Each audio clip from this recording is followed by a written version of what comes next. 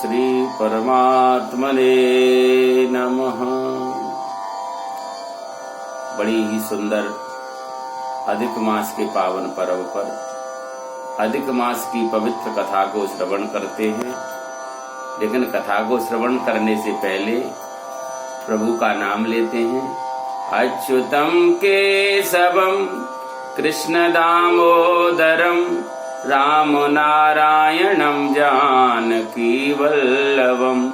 अच्युतम केशवम कृष्ण दामोदरम राम नारायणं जानकी वल्लभम।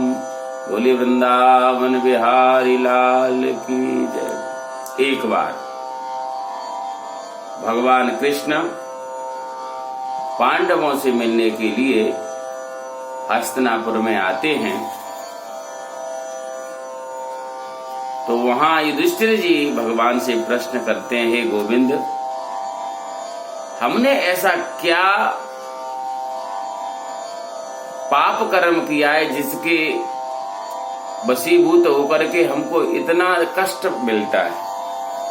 कभी वनवास का दुख मिलता है, कभी हमारे भाई भीम को विषाक्त भोजन करा दिया जाता है, कभी हमें लाख के भवन में जलना पड़ता है।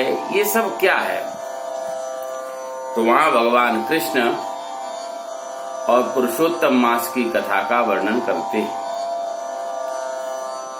ये पुरुषोत्तम मास भगवान नारायण ने अपने भक्त प्रहलाद की रक्षा करने के लिए और हिरण्याकश्यपु का वध करने के लिए प्रकट किया था। इसीलिए इस पुरुषोत्तम मास की तिथि, नक्षत्र, दिन सबके स्वामी भगवान विष्णु ही स्वयं है। कथा ऐसे भी है कि अधिक मास की अधिष्ठात्री देवी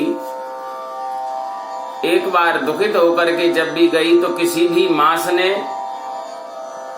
सम्मान नहीं किया, कहा तुम तो अधिक हो, अधिक हो, अधिक हो। तो जब उनको स्थान नहीं मिला, 12 महीनों ने, मासों ने उनको सम्मान नहीं दिया, तो उनको कष्ट हुआ और वह भगवान नारायण के साथ में गोलोक धाम में पहुंच गई। भगवान कृष्ण जो कि स्वयं पुरुषोत्तम हैं, गोलोक धाम में पहुंचती हैं और वहां रुदन करना प्रारंभ कर देती हैं। जब भगवान कृष्ण उनके रोने की आवाज को श्रवण करते हैं तो पूछते हैं, कौन हो? क्योंकि मेरे धाम में कभी किसी को कष्ट नहीं हो सकता, तुम रो रही हो। क्योंकि विगतः कुंठ सह वैकुंठ, जहां किसी प्रकार का कष्ट नहीं हो वही तो वैकुंठ है, और गोलोक धाम में कोई व्यक्ति दुखी नहीं रह सकता।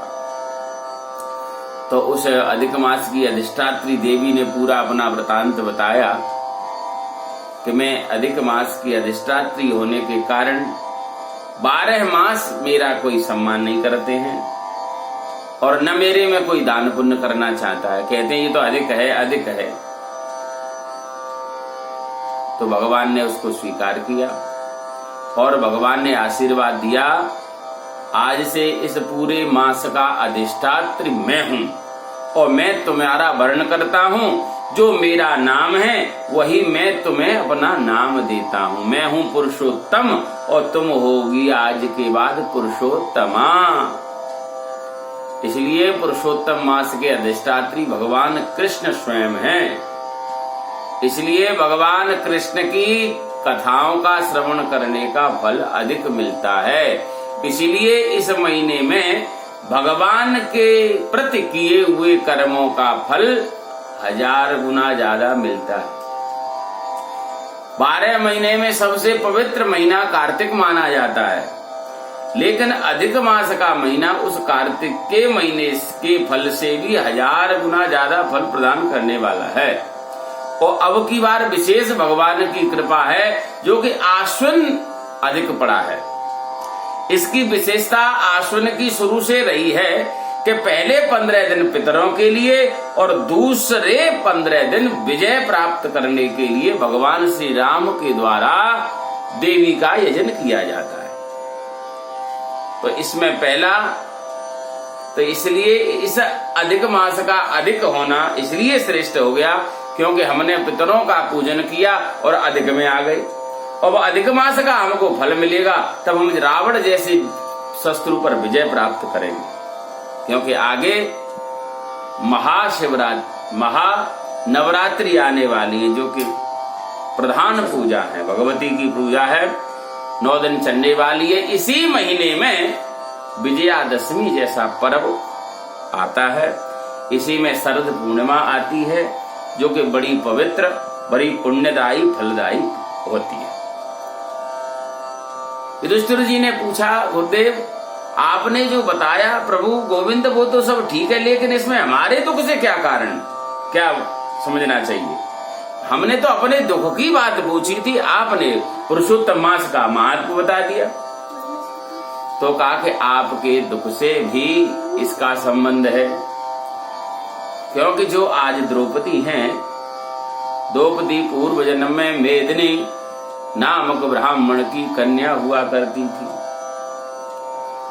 और ये जीवन यापन करते समय इनके पिता का देहांत हो गया, माता का भी देहांत हो गया। ये दुखी रहने लग गई। एक बार दुर्वासा जी का आगमन हुआ,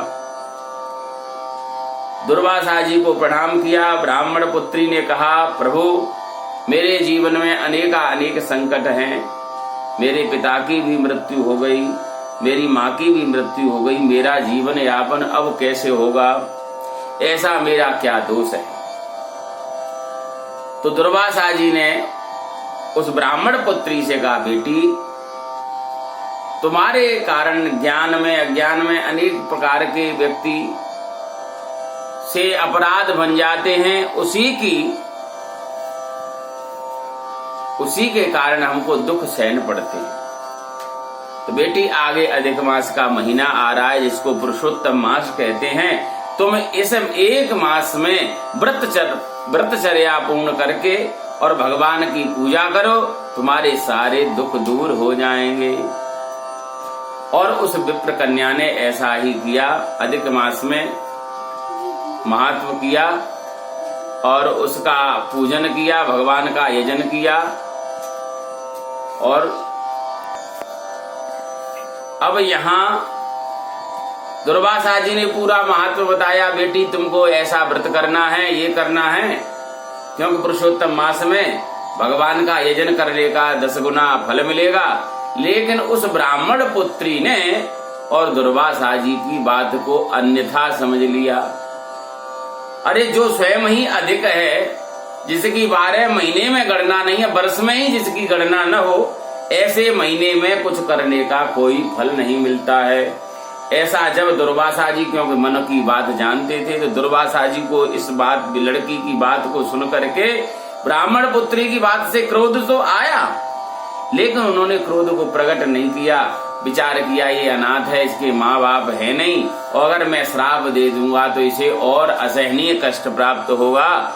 तो यहाँ से दुर्वासा जी चले गए। भगवान कृष्ण कहते हैं कि वही ब्राह्मण पुत्री आगे जाकर के इसकी मृत्यु हुई, और वही ब्राह्मण पुत्री आज द्रौपदी के रूप में प्रकट हुई है, जो आप सबकी पत्नी बनी है। वही दोष बना हुआ है प्राचीन। इसलिए अगर आप सुख चाहते हो इस जीवन में, तो अब पुनः पुरुषोत्तम मास का महीना आ रहा है। द्रौपदी से कहो ये उसी प्रकार नियम पूर्वक व्रतचर्या करे और भगवान विष्णु की उपासना करे, कृष्ण की उपासना करे, तो इसका दोष दूर हो जाएगा और इसे जीवन में सुख मिलना प्राप्त हो जाएगा।